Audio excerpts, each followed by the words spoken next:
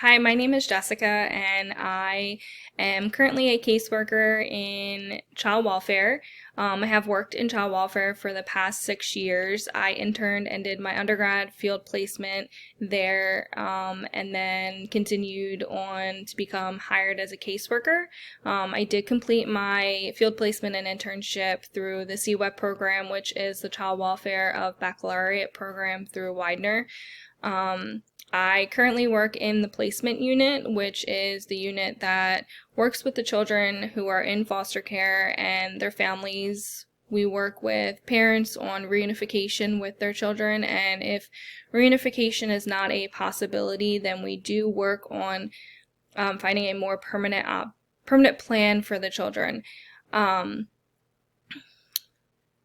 I think what I want to get out of this course is better understand the different types of traumas, as well as better understand secondhand trauma, because I definitely think secondhand trauma in child welfare is very important, and I think it does happen more than a lot of people realize. Working with families can definitely take a toll, as well as burnout, I think is huge in child welfare.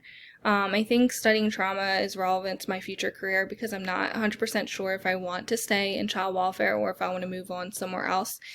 So I definitely want to learn more about trauma to understand, and I think there is trauma everywhere within social work for the most part. I think 3 ways that I would take care of myself is number one, definitely focusing more on myself, and taking the time to give myself a break.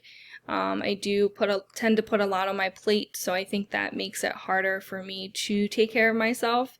But I think definitely going out with friends, spending more time with my family, getting my hair done, getting my nails done, things that I like, but also I want to go back to the gym because I think that's definitely good for my own mental health as well as my physical health.